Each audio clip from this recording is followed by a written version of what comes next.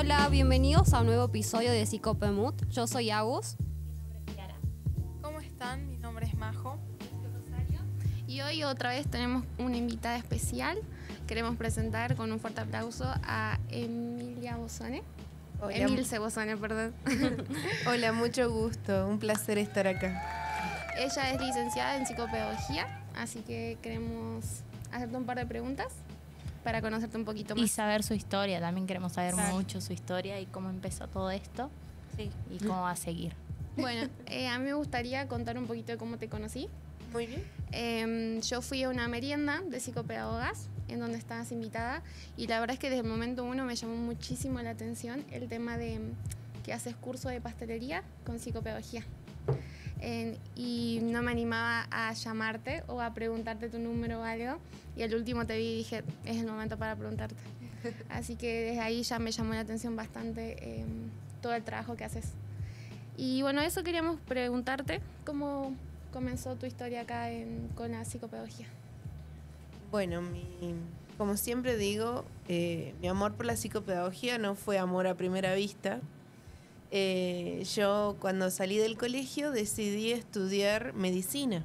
Sí. Hice hasta tercer año de medicina, me iba bastante bien, estaba muy contenta con mi rendimiento académico.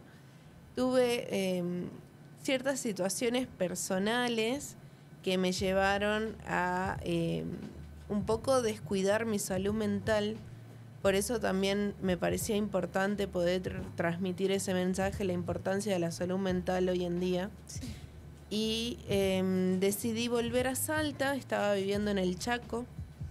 Decidí volver a Salta con mi familia, pero cuando me fui a inscribir en la Universidad Nacional para seguir medicina, me dijeron que me podían reconocer el ingreso. En aquel momento era con ingreso todavía en la Claro. facultad, pero que no me podían reconocer las materias porque no coincidían los programas más allá de que el temario sea parecido.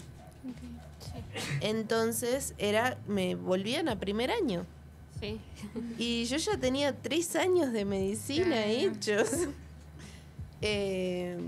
Al principio tenía muchas dudas, pero dije, a ver, el ciclo básico de medicina es todo mucha anatomía, mucha fisiología, mucha patología. ¿Qué complementa esto? Le digo, bueno, la salud mental complementa mi formación. Voy a estudiar psicología, dije yo. Y empecé a ver programas de psicología.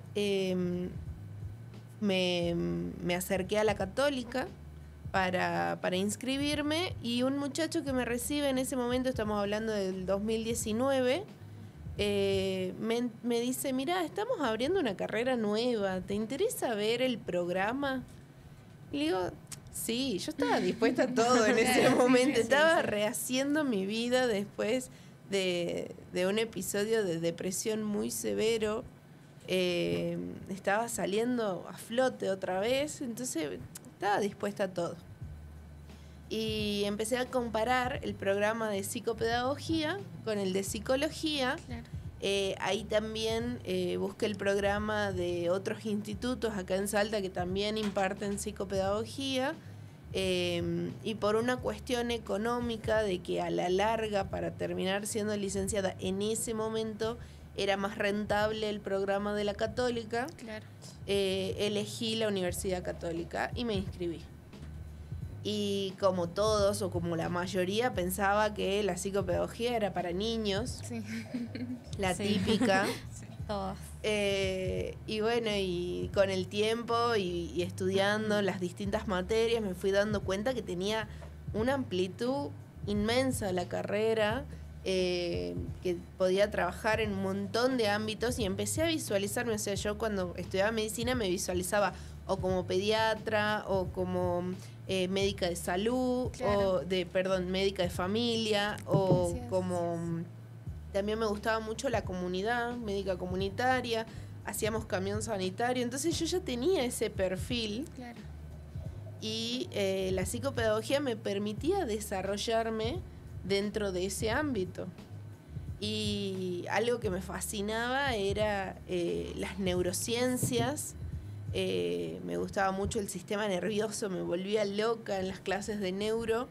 Entonces, nada, dije, a ver, esto realmente complementa y empecé a verme y a visualizarme como profesional de la salud en un ambiente psicopedagógico.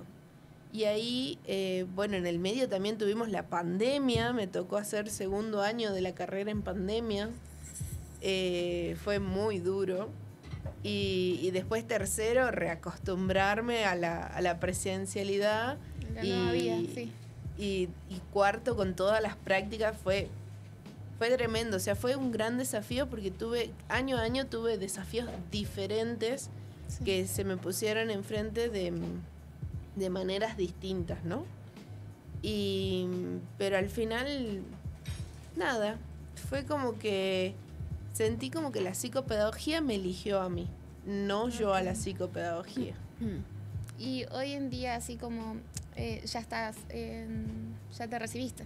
Sí, me recibí en febrero de este año, del 2025. Ya tengo mi título. Hace poquito llegó mi sello. Es toda una experiencia porque todo es lindo, todo.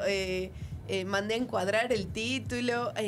Ayer, miren, me llegó la invitación para la colación de grado. Ay, qué lindo. Así que en unos días va a ser la colación de grado. Y bueno, y mi nuevo proyecto es el consultorio. Estoy abriendo mi consultorio, que también es todo un desafío nuevo y súper lindo porque era a donde yo quería llegar. Costó, pero estoy llegando. Y nada, súper entusiasmada por todo lo que se viene. Sí, todo ese esfuerzo que tuviste está dando sus frutos, digamos. Sí, Qué realmente. lindo, la verdad, muy lindo. Bueno, además también sabemos que trabajás con las pastelerías, nos estuvo Sí. comentando Rosario, Sí. y queríamos saber que cómo nació esa idea de relacionar la psicopedagogía con la pastelería, esa idea tan creativa. Bien. Sí, porque no es común, ¿no? Sí, es muy o sea, creativa. ver que pastelería con psicopedagogía Sí. para mí fue muchísimo. Es como que cómo relacionaste el aprendizaje con En ambas. en ambas, digamos. ¿Y cómo Con los aportaría niños. también a los niños? Sí, Muy bien. muy interesante. Yo en el último año de la carrera preparé muchas de las materias con una compañera, ahora colega, y ella en su último año, como su mamá es pastelera, había hecho un curso de pastelería. Okay. Entonces a ella se le ocurrió la idea de empezar a hacer pastelería y psicopedagogía, y un poco lo fuimos gestando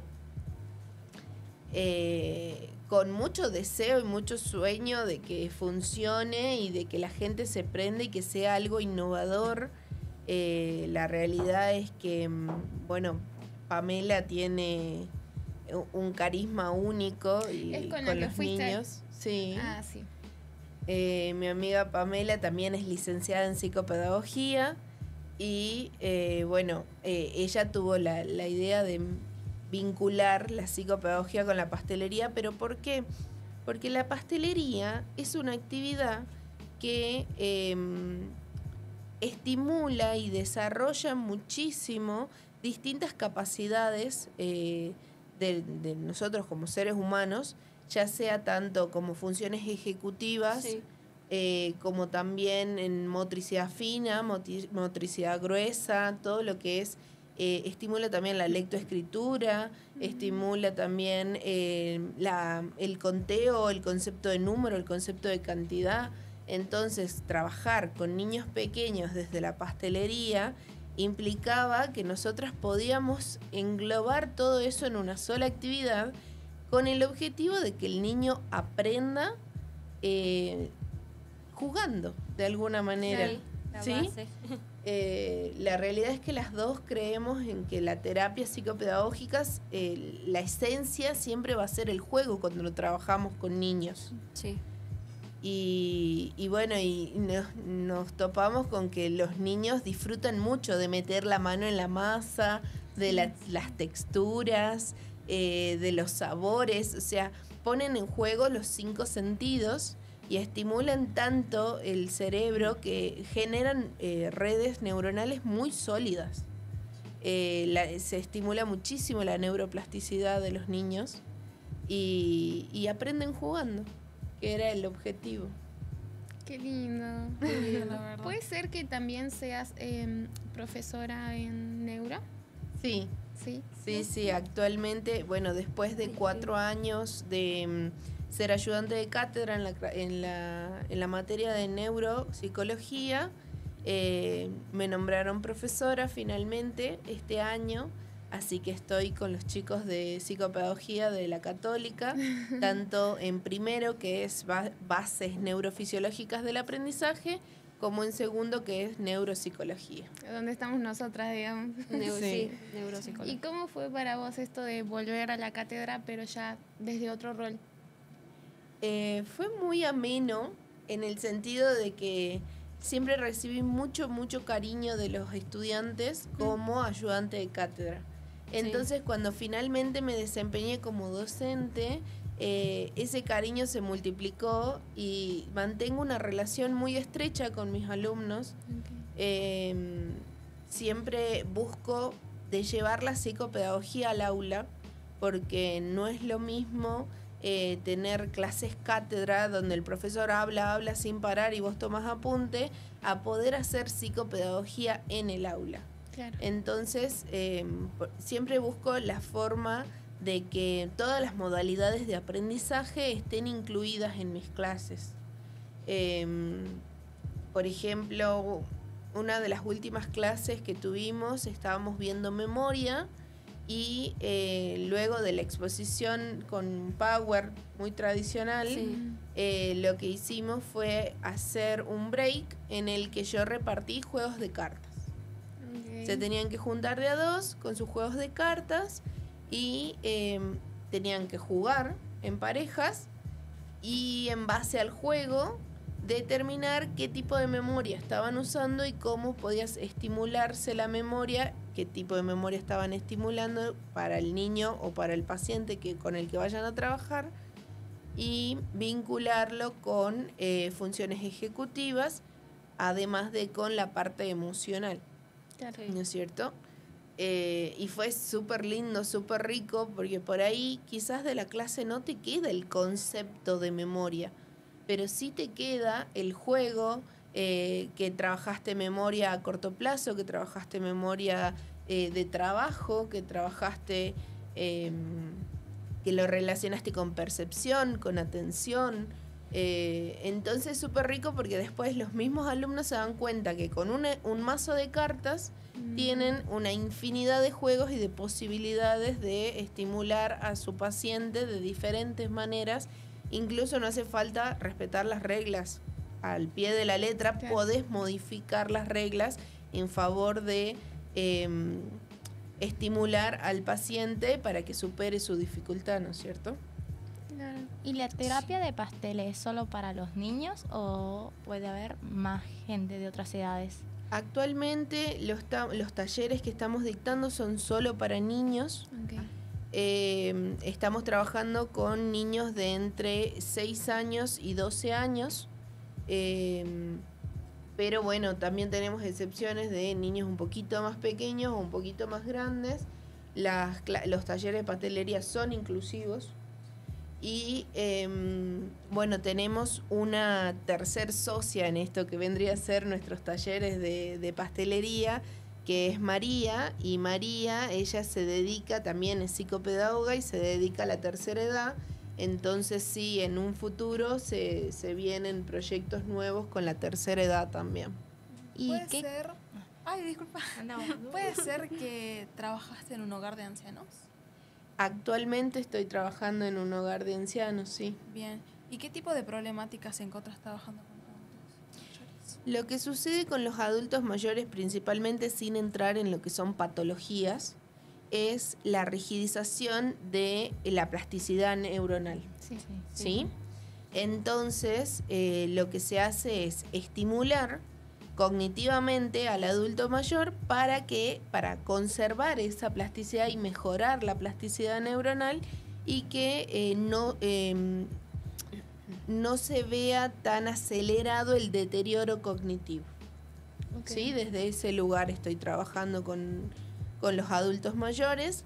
La idea, muy distinto a lo que la mayoría cree, en realidad no se trata de traer al adulto mayor al siglo XXI.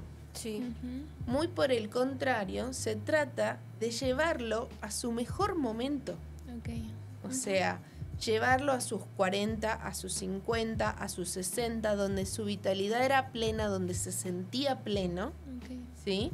Y es toda esa parte emocional que juegue a favor de nosotros para estimularlo cognitivamente, porque si el adulto mayor se siente de 50 en su plenitud, con 80 años es muy probable que manifieste corporalmente y mentalmente esa vitalidad. Claro. ¿Sí? Sí. Entonces lo que hacemos en el hogar de ancianos es poner música de la época que les gustaba, Ay, qué lindo. traer juegos, estoy descubriendo juegos de mesa antiguos que no conocía y que son súper lindos y que se fueron perdiendo con el tiempo y que ellos me enseñan más a mí de lo que yo les puedo transmitir a ellos, pero la realidad es crear, que se busca crear un espacio donde ellos se sientan plenos y disfruten del espacio, digamos. O sea que estás trabajando con distintas edades, digamos. Sí, actualmente estoy trabajando con distintas edades, pero en mi búsqueda de encontrar en qué me quiero especializar o con qué rango etario quiero trabajar o me siento más cómoda, digamos. Todo esto de trabajar, perdón, ¿no? No, sí. De trabajar con la tercera edad surgió porque mi familia tiene una ortopedia. Okay. Y en la ortopedia, yo para financiar parte de mis estudios, trabajé en la ortopedia y bueno, lo que sucedía es que me encontraba con realidades de personas adultas de la tercera edad que no aceptaban sus dificultades motoras, necesitaban lo que llamamos ayuda técnica, que vendría a ser bastones, andadores, sillas de rueda, y se negaban a utilizarlos y terminaban cayéndose y quebrándose la cadera, por ejemplo. Entonces, la consecuencia era mucho peor que Claro. la ayuda técnica. Sí. Y descubrí que podía hacer psicopedagogía en ese ambiente. Descubrí que podía transmitirle tanto a la familia como al adulto mayor la importancia de la ayuda técnica como la independencia, no perder la independencia siendo un adulto mayor que tiene ciertas restricciones en la motricidad y en ese no perder la independencia está también esto de sentirte pleno. Porque cuando uno empieza a depender de otras personas para hacer cosas cotidianas como ir al baño, uno empieza a sentirse de alguna manera, digamos, enfermo. Ujú. Y la vejez no tiene por qué ser una enfermedad. Sí, Puede vivirse de una manera plena. sí. ¿Qué querés decir? Que si trabajas con adolescentes, porque dijiste que trabajabas con niños, o no sé si entran también. Actualmente no tengo pacientes adolescentes. Sí, en mis prácticas trabajé con adolescentes. Es un rango etario súper complejo a mi modo de ver o desde mi corta experiencia, porque el adolescente lo que tiene es que desafía todo el límite Ujú. y pone a prueba un montón de cosas que yo siempre le digo a mis estudiantes. Durante la carrera de psicopedagogía uno tiene que sanar también su proceso de aprendizaje Sí. para después poder sanar el proceso de aprendizaje de otros, ¿sí? Y yo en el momento en el que hice las prácticas con adolescentes también estaba sanando parte de mi proceso de aprendizaje durante la adolescencia, entonces fue súper complejo para mí. Por supuesto que me acompañó la terapia. Siempre recomiendo que todo profesional de la salud mental tiene que estar en terapia para mantener un buen estado de salud mental. Y nada, me sucedió eso, pero no descarto en un futuro también hacer algún proyecto. Lo que hice con adolescentes que estuvo muy bueno fue trabajar con acoso escolar. Okay. Hice varios talleres sobre acoso escolar en distintas escuelas y también trabajé con orientación vocacional. Y me pareció súper rico los dos ambientes. Nada, me dejó experiencias súper lindas más allá del desafío, y es algo que sí en algún momento me gustaría retomar. Qué lindo. En cuanto a la pastelería, sobre eso te quería preguntar si... Ay, pará, la tengo la pregunta. ¿En cuánto tiempo vos ves algún resultado en los chicos, algún cambio en ellos, en los niños? ¿Cuáles son los cambios que ves en ellos? ¿En qué mejoran? Bien. En cuanto a los talleres de pastelería, nosotras los diseñamos para ser únicos. Sí.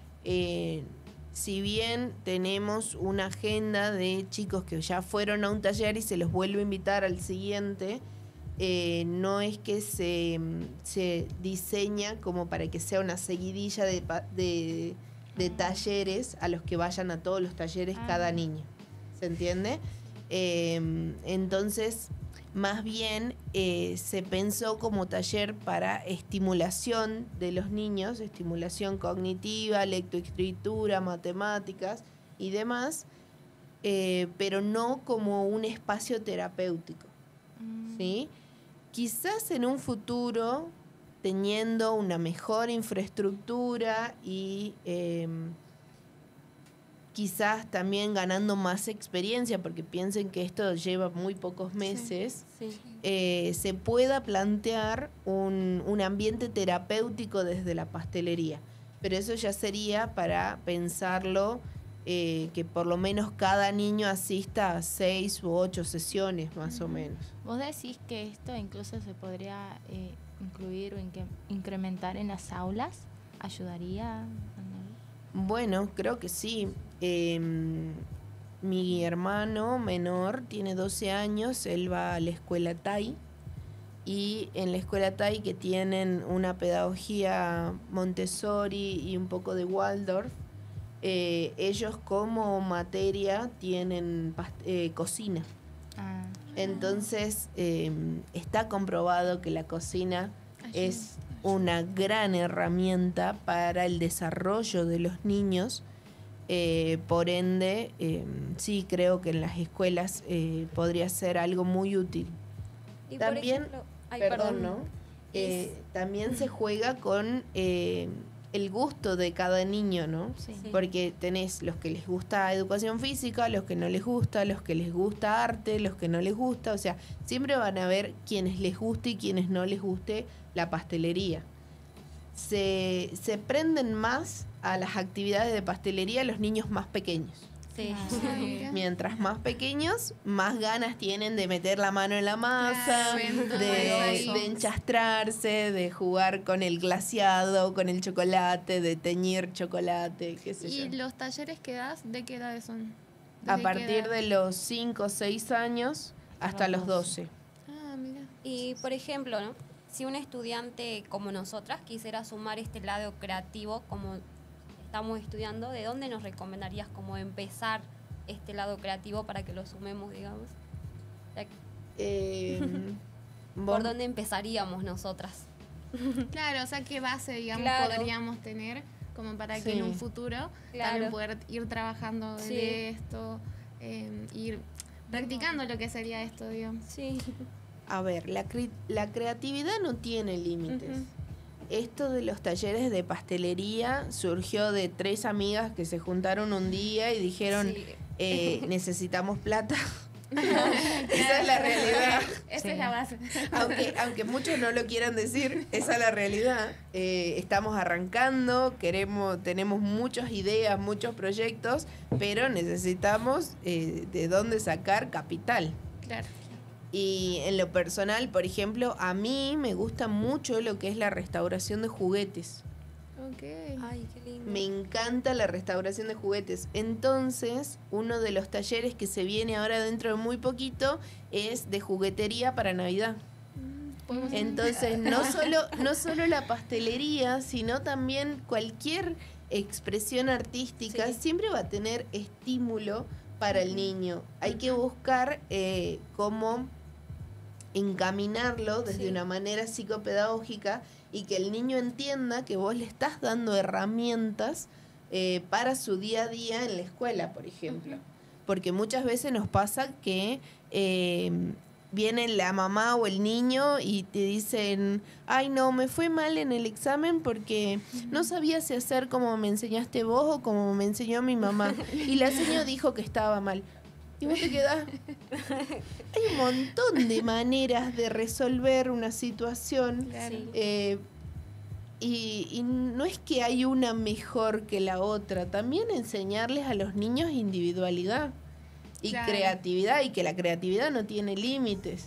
Claro, y es como que en ese momento también se marean, ¿no? Teniendo tantas maestras, Claro. que maestra, que mamá, que psicopedagoga. Por eso yo soy de la idea de que el ambiente psicopedagógico se logra cuando una puede trabajar tanto con los padres, con el niño, con la escuela, se trabaja en red para que todas las herramientas que una le proporciona a su paciente sean replicadas en los otros ambientes en donde se desenvuelve el paciente, Claro. ¿no es cierto? Sí. Entonces, nada, la realidad es que todo lo que sea expresión artística de alguna manera, llamando a la pastelería, que también es un arte. Un arte terapia. Un Y arte muchas terapia, otras, sí, sí. exacto. Se trata de esto de que el niño entienda que tiene herramientas súper creativas para enfrentar los problemas del día a día Así es como... y superar sus dificultades. Claro, así es como trabajas entonces con su frustración de los niños, porque ellos siempre, no creo que tan solo niños con dificultades, sino todo tipo de niños, siempre les ponen reglamentos, siempre le ponen un stop a su creatividad. Y cómo vos trabajás cuando ellos van, por ejemplo, vos recién comentabas que yo te dije, mi señor me dijo que estaba mal, cómo trabajás con esas frustraciones con ellos. ¿Qué es lo que vos también le aconsejarías tanto a otras psicopedagogas que van a empezar como maestras, tal vez que no pudieron estudiar también. psicopedagogía, pero están siendo maestras de nivel inicial? ¿Cómo trabajan con, porque creo que vos ya sabés lo que es trabajar con básicamente primaria, de 6 a 12 es primaria? Sí. ¿Cómo trabajarían esa frustración? La realidad es que vivimos en un mundo de globalización, ¿sí? La globalización nos llegó a todos, a algunos nos explotó en la cara, a todos los del siglo pasado como yo, y a otros nacieron con ella. La globalización y la tecnología en su máxima expresión lo que genera es mucha inmediatez. Sí. La inmediatez en los niños hace que tengan una muy baja tolerancia a la frustración, Sí. ¿sí? Que es lo que vos me decías recién. Entonces, lo que trabajamos desde un espacio terapéutico es darle lugar a las emociones, que el niño se pueda expresar de la manera que pueda expresarse, que no hay emociones ni buenas ni emociones malas, todas son necesarias para el desarrollo del niño, y luego incorporar herramientas para que ese manejo de la frustración o manejo emocional sea mucho más positivo o más fructífero a largo plazo y no le traiga tantas consecuencias. Claro. No sé si se entiende. Sí. Entonces, se trabaja mucho con las virtudes del niño en pos de sus dificultades. Entonces yo, cuando me enfrento a un nuevo paciente, lo que trato de hacer es conocer el ambiente en el que vive, en el que se desarrolla, su contexto, lo que le gusta, lo que no le gusta, de manera que la terapia sea una y única solo para él. El hacer psicopedagogía es una artesanía, porque todas las herramientas que vos diseñás para tu paciente son solo para ese paciente y puede o no que funcione con otro paciente, pero la realidad es que con el siguiente paciente de nuevo vas a crear tu nueva herramienta. Entonces, por eso te digo de la importancia de trabajar en red con las familias y la escuela para que esas herramientas sean aceptadas en todo el contexto en el que vive el paciente. Claro. Eso es lo que nos decían los profes, ¿no? O sea que, por ejemplo, el trabajar con un niño o una niña es individual, Digamos, aunque este niño tenga autismo y la niña tenga autismo, trabajar con él en especial no es un copy-pega para el siguiente paciente, digamos. Es como que todo es Exactamente. individual. Sí, sí, es muy individualizada. Por eso también trabajar en talleres es súper complejo porque estás haciendo terapia grupal Claro. y tenés que darle lugar a todas las emociones, a todas las frustraciones que aparecen y reconocer que está bien sentirse como se sienten, pero que hay mejores maneras de controlar o de sobrellevar esa frustración. Claro. ¿Y qué consideras que nos toca sanar a nosotras como futuras psicopedagogas para poder acompañar mejor? No puedo hablar del caso particular de cada una, puedo hablar desde mi experiencia. Claro. La realidad es que yo soy la primer hija de 5 hermanos y como toda primer hija Sí soy. cargamos con Somos. esto de la hija perfecta, la hija 10, la que no se equivoca, la que tiene que ser un ejemplo, La que hace bien todo. la que hace bien La todo, que cuida. la que a veces le toca cuidar a su hermanito, la que ayuda en casa. A mí me tocó romper con ese molde y sanar mi aprendizaje desde ese lugar. Me tocó entender que sacarme un 7 estaba bien. Sí. Ok. Ni siquiera estamos hablando de un 6. Sacarme un 7 estaba bien. Ese era como el número mágico. Porque para mí me habían hecho creer que sacarme un 7 era lo peor que me podía pasar y que yo solo podía tener 8, 9 y 10. Entonces tuve que sanar mi aprendizaje desde ese lugar y aprender que el error también es una herramienta para mejorar, para crecer, que utilizar el error a tu favor es súper fructífero y que está bien equivocarse. Sí. Me pasa a veces cuando hago las entrevistas a las familias que uno no se da cuenta, pero en realidad vos tenés que quitarte todo prejuicio y toda connotación que tengas preexistente y preguntar todo. Y preguntar qué es para la familia aprender, qué es ser buen alumno, qué es portarse mal, qué es tener una buena calificación, qué es no saber. Esas connotaciones en cada familia, en cada núcleo familiar son diferentes. Sí. Y vos tenés que trabajar desde la realidad del otro. Entonces, cuando hablo de sanar nuestro aprendizaje, es sanarnos nosotras para poder de alguna manera quitarnos esos prejuicios y poder trabajar plenas desde la realidad del otro. Sí. El también tener esa empatía, ¿no? Por los otros, en especial, bueno, en tu caso, niños, y saber su historia. Como vos decías, conocerlo bien. Yo trabajo actualmente con niños pequeños de 1 año y yo siempre pensaba una cosa, o sea, era como que, bueno, los niños pequeños, 1 año, recién están aprendiendo a caminar, no entienden mucho, pero yo al empezar a trabajar con ellos son tan inteligentes. O sea, cuando yo les digo no, ellos entienden que es no, pero igual obviamente están en ese tiempo de exploración. Y cuando yo les digo no, porque te vas a golpear, y ellos van y pumba, se golpean, y yo le digo, ¿viste? Y después van, y ya después cuando vuelven, porque al siguiente día, claro, se les olvidó un poco, pero le digo, no, te podés golpear, te acordás la otra vez, y se acuerdan y se alejan de ahí. Una vez una se resbaló porque se sacó la zapatilla, se saca la zapatilla, se la vuelve y las vuelve a poner, y así jugaban. Un día una de ellas se resbaló. No cayó feo, pero se resbaló. Y yo le digo, ve, por eso hay que ponerse la zapatilla. Desde ahí, cada vez que se le desata la trenza, no se la vuelve a quitar. me pide, me dice, me dice la zapatilla, Antes que pero me con caiga. su vocecita así porque le da miedo caerse. Pero ahí yo aprendí de tanto el meterse también en el mundo de ellos, ¿no? Pero bueno, en el caso de ellos también, por ejemplo, vos dijiste que trabajas de 6 a 12. ¿Cómo trabajas también? Porque esto es algo que nosotros también vamos a ver en este tiempo mucho, es con la ansiedad en niños de 10 a 11 años. ¿Vos cómo trabajás con ellos en ese ámbito, ¿no? ¿Cómo los acompañás a los niños que muestran ansiedad o inseguridad en el momento de un nuevo aprendizaje? Bien. Siempre se empieza validando la emoción que presentan, que manifiestan. Muchas veces detrás de esa ansiedad o de esa frustración vamos a encontrar emociones básicas, ¿no es cierto?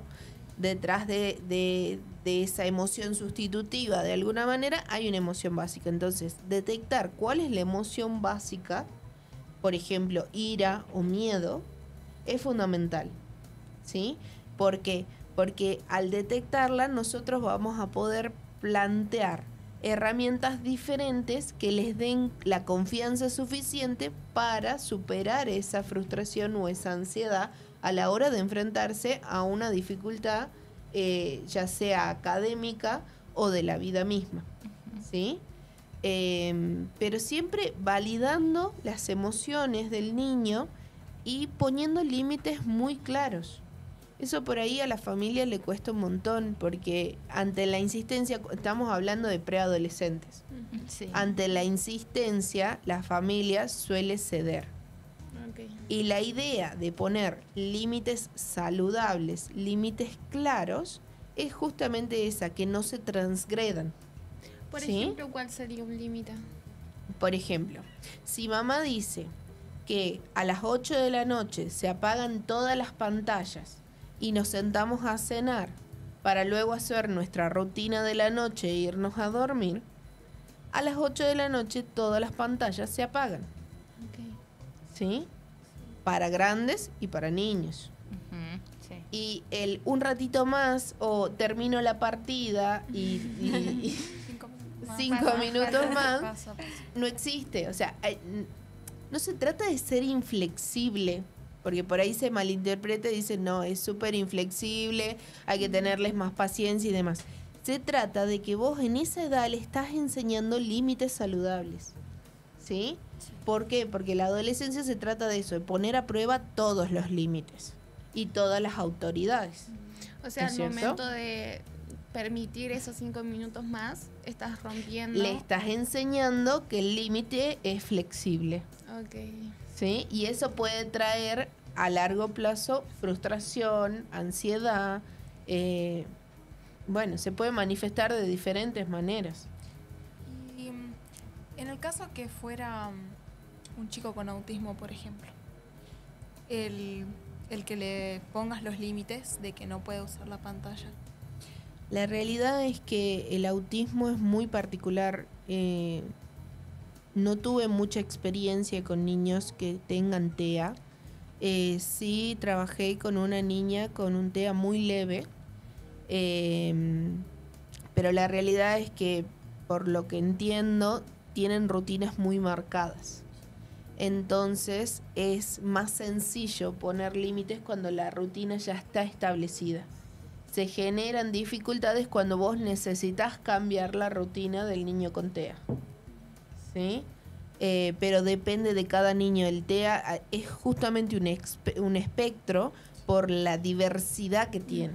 Es impresionante la diversidad que tiene y claramente las herramientas son mucho más individuales de lo que vemos en la cotidianidad con otros tipos de pacientes. Y por ejemplo, el momento en el que ya no estás poniendo estos límites de los que hablas y se rompe. Y ya permitiste y ya no hay en cierto límite y ya es como que si estuvieras trabajando vos con los límites de él, ¿no? Sí. ¿Cómo haces para volver a que todo esto tenga su control, digamos? No es sencillo.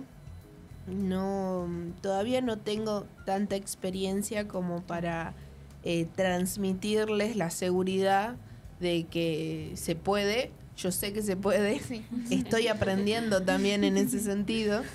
Pero creo que también es importante trabajar en red con los psicólogos. Ok. ¿Sí?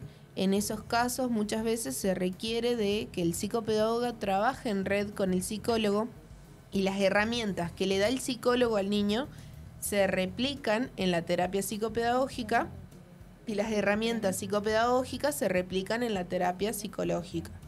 De esa manera se afianzan y se vuelven a establecer límites saludables y se vuelve a incorporar a la familia en una rutina mucho más sana, pero mediado por la terapia. Creo que acá tendrá que ver mucho el castigo y premio a veces, ¿no? Lo en preadolescencia tal vez, o sea, no lo apagaste tal vez a tal horario, bueno, se va a cortar el internet. Apagamos el wifi. No soy muy partidaria de los castigos y los premios o premiar la buena conducta y castigar la mala. Me parece que no va por ahí, porque si no se acostumbran a manipular el buen hacer Ajá, con aquello que desean. claro. ¿Sí? Entonces, como el otro punto. Claro. Claro. Negativo. La idea es no llegar a extremos porque, a ver, el circuito del deseo se renueva permanentemente y no podemos ser nosotros esclavos del deseo del niño. Claro. ¿Sí? Aparte que ellos también experimentan y ponen a prueba el límite para ver si pueden conseguir. Entonces, considero que es más bien una terapia de causa-consecuencia. Claro. Ujú. ¿Se entiende? Me gusta, Sí. me gusta. No de premio y castigo, sino causa-consecuencia. Que aprendan y sean conscientes de las consecuencias que va a tener su actitud en un futuro y Ok. que puede empeorar. Pero hablando de las consecuencias de la vida misma, o sea, el chico no quiere dejar la computadora y se desvela, hacerle notar que al día siguiente no tuvo un buen rendimiento, que se está durmiendo en clase y que su responsabilidad es la de asistir a clase y aprender, porque esa es la responsabilidad de un niño, Claro. y que en un futuro va a tener responsabilidades mayores, porque si nosotros no le enseñamos esas consecuencias de niño, después nos encontramos con un montón de adultos que no pueden manejar una vida saludable en cuanto a su primer trabajo y Claro. abandonan el primer trabajo porque no pueden hacer todo lo que desearían hacer según los requerimientos que tiene el trabajo, ¿no es cierto? Y abandonan el trabajo y buscan otro, y tenemos un montón de jóvenes hoy en día que pasan de trabajo en trabajo y no duran más de 3 meses en una sola empresa. Sí. ¿Sí? Y eso también habla de la tolerancia a la frustración. O sea, es como hacerles vivir, ¿no? O sea, que pasen esa experiencia, no quitárselas o no ayudarlos, sino que vivan esa experiencia en base a sus acciones. Sí, se trata de acompañar. Ok. No, yo no hablo de castigar, sino de acompañar. Ujú. Y como un consejo, ¿qué te gustaría que las personas y nosotras también entendamos el rol sobre el psicopedagogo, el trabajo del psicopedagogo? Un Bien. consejo. Sí, yo- nosotras somos estudiantes de Sí. primero de psicopedagogía. Ojalá varias de nuestras compañeras también están escuchando. Nos Sí. gusta bastante hacer todo esto. También recién estamos comenzando, como te explicamos. Pero la verdad es que nos gusta mucho esto de también ser creativas, ¿no? El poder, capaz, es una sola exposición, pero por ejemplo le metemos muchas ganas todas y nos gusta bastante el hacer esto. Y no sé qué, como dijo ella, ¿cómo era la pregunta? ¿Qué consejos nos darías a nosotras y a las personas que entiendan cuál es el trabajo del psicopedagogo y su rol? Porque muchas veces, o sea, la gente que no sabe exactamente qué es, dice, trabajan con los niños, como dijiste Claro. al principio, y no saben que O trabajamos solo con más. chicos con Claro. discapacidades. Claro, no saben que Claro, trabajamos eso sí. con También más con las edades. Como esos emociones. mitos, ¿no? Quitarle Sí. esos mitos a lo que sería la psicopedagogía. Claro, eso. Me pasa bastante seguido que cuando entro en alguna institución, ya sea educativa o en el caso de el asilo de ancianos o instituciones de salud, preguntan, ¿pero qué hace un psicopedagogo? O sea, es muy recurrente la pregunta. Incluso se confunde mucho la labor del psicopedagogo con la de la maestra especial. Sí. O la del psicólogo infantil. O la del psicólogo infantil, Sí, o la es del verdad. psicólogo educativo. Ujú. ¿Sí? La realidad es que yo siempre digo, los psicopedagogos son especialistas en aprendizaje. Ok. ¿Sí? Entonces, cuando trabajo con una docente, le digo, vos sos especialista en enseñanza. Yo soy especialista en aprendizaje. No sabía. Trabajando juntas, nos complementamos de una manera excepcional y vamos a llegar a buen puerto. Ujú. ¿Sí? Entonces el trabajo con docentes se hace mucho más sencillo. Sí. ¿Sí? En el caso de los papás, siempre hablamos, o sea, esto que yo les decía, preguntar qué es aprender para ellos, ¿sí? Y proyectar en un futuro cómo les gustaría a ellos que aprendieran sus hijos o qué cosas les gustaría que aprendieran sus hijos. Nosotras acompañamos el aprendizaje, sanamos el aprendizaje, ¿sí? Y brindamos herramientas, de alguna manera, a nuestros pacientes para que en pos, como dije hace un ratito, en pos de sus virtudes superen sus dificultades. Trabajamos con todas las edades y nos enfrentamos al aprendizaje desde que nacemos hasta que morimos. Entonces, la psicopedagogía está involucrada en todos los aspectos de la vida. Psicología evolutiva. Sí. Sí, mañana tenemos Mañana parcial, por eso. Bueno, muchos éxitos. Como para ir cerrando un poco, ¿qué te inspira a vos a seguir con esto, con la psicopedagogía, seguir implementando cosas tan creativas como la pastelería? Porque cuando Rosario nos comentó, es como que nosotras dijimos, ¿cómo lo hace? ¿Cómo implementa esto? Y está muy bueno, o sea, lo que haces también para nosotras que somos estudiantes y nuestras compañeras que quizás vean el podcast. Bueno, lo que me motiva a seguir son los pequeños gestos de mis pacientes. Okay. Me pasó, el otro día fuimos a un jardincito y estábamos haciendo screening de lectoescritura con mis estudiantes y de repente yo en ese momento tenía el rol de coordinadora, ¿sí? Y las estudiantes hacían los screening de lectoescritura.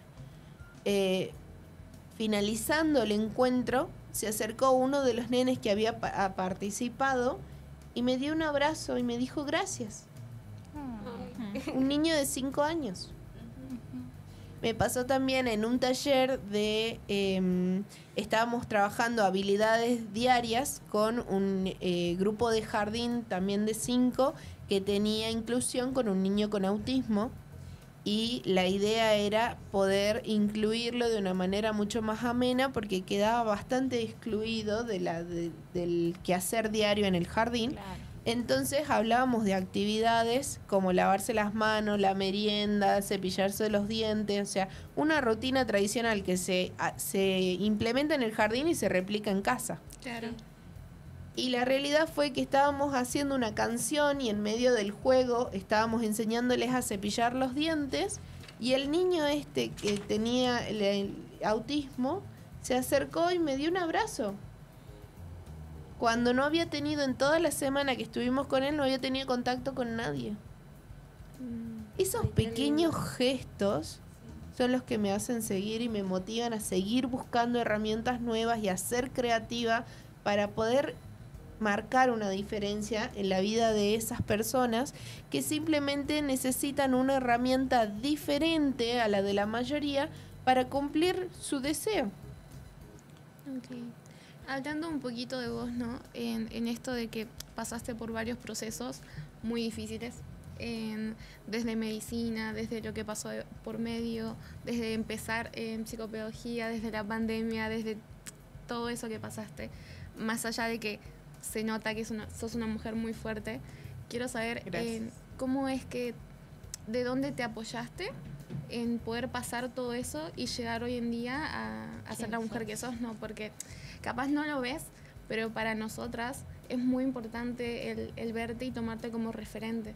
El traer acá a alguien que haya pasado por todos esos procesos y que hoy en día esté haciendo su consultorio y que tenga pacientes y que hable de esa manera motivando, porque no es que solamente hablas y enseñas, sino que también tu manera de ser motiva a los demás, es muy impactante para nosotros y es muy lindo.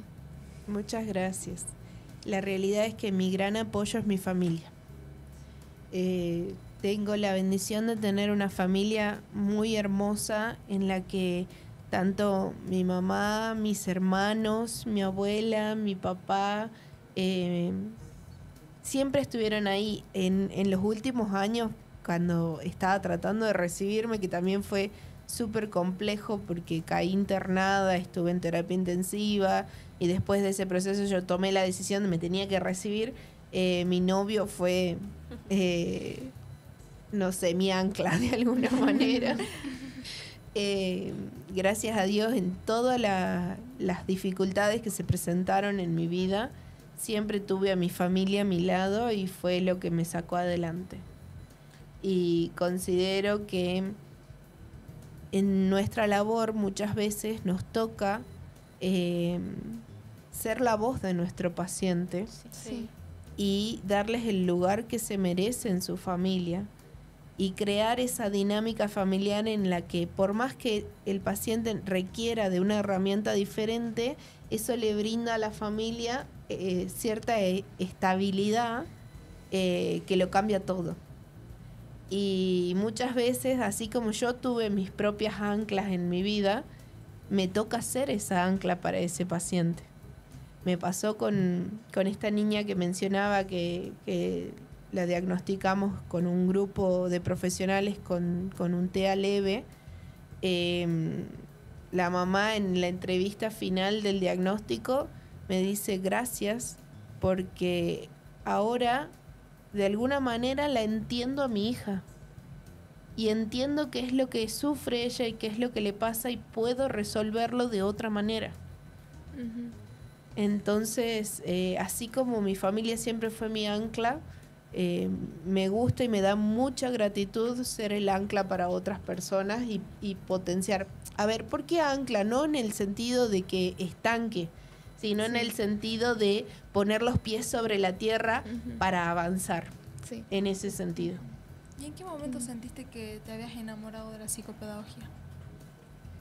Claro, como al principio dijiste que no fue un amor a primera vista. Claro. Sí. Y luego te diste cuenta de que te había enamorado la carrera.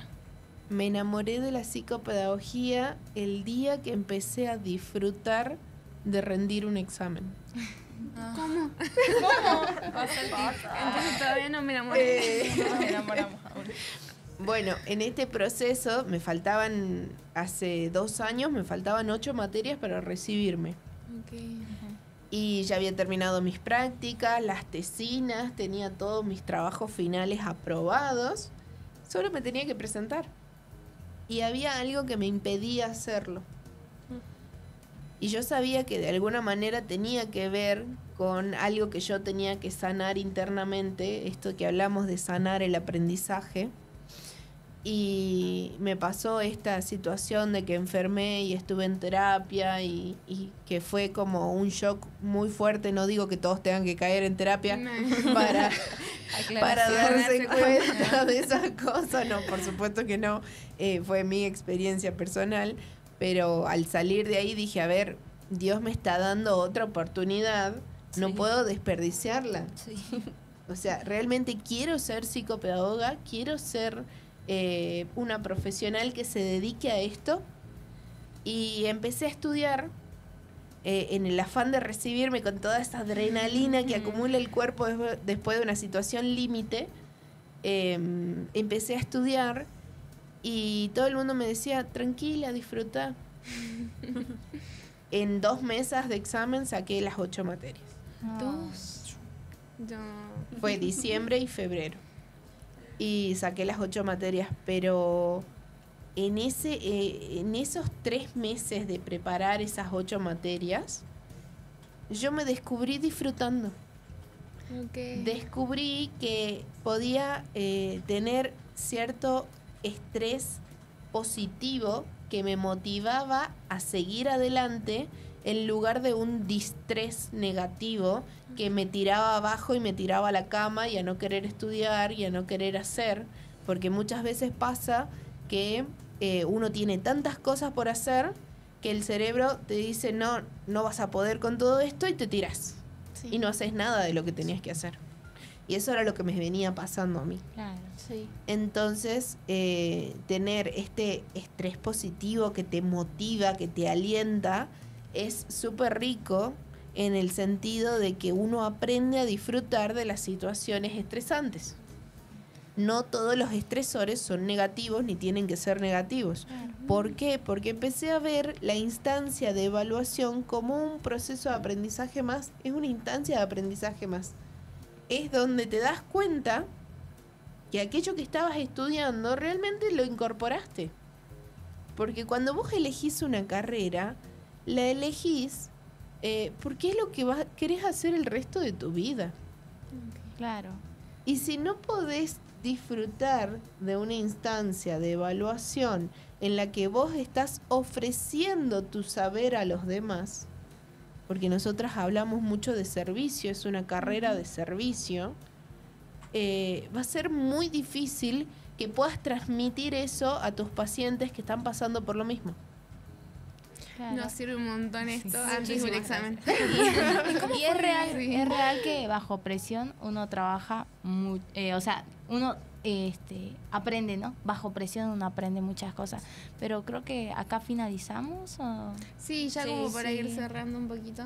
¿Querés cerrar vos? Bueno, Emilce, muchísimas gracias por venir con nosotras. Es un placer tenerte con nosotras también Sí. y por contar placer toda es tu mío. experiencia y también a nosotras motivarnos, como dijo Rosario. Sí, La un verdad que montón. a seguir. sos un gran ejemplo. Y creo que Muchas ahora, gracias. Vamos a tener, Sí. te vamos a tener presente como Sí. motivación para el resto de los y años creo que quedan de ahora carrera. todos Gracias. entendemos y espero que hayamos Ujú. entendido que ahora todos nacimos para dejar huellas Y para aprender. Para aprender. Y bueno, mejor dejar huellas creativas, ¿no? Sí, pero bueno, muchas gracias Para por haber ayudar. venido a aceptar la invitación, aunque esto recién Muchísimas empieza. Sí. Fue un honor tenerte aquí y nada, Nos ya despedimos. nos vemos la Sí. próxima. Que ya vamos a ver cuándo es la próxima, pero va a haber próxima. Así que cuando quieras también estás invitada. Muchísimas gracias. Bueno, nos vemos. Sí. Perdón, desde ya agradecerles el espacio y también, bueno, en lo posible, si quieren seguirme en mis redes, que también están empezando, Sí. estoy arrancando todo esto que hablamos, estos tips, estas ideas creativas, las quiero plasmar en mi Instagram, así que si quieren seguirme es Psicopedagogía con Emi. Y bueno, desde ya muchísimas gracias por el espacio. Chao. A vos, fue un nos placer. vemos. Bueno, Chao. chao.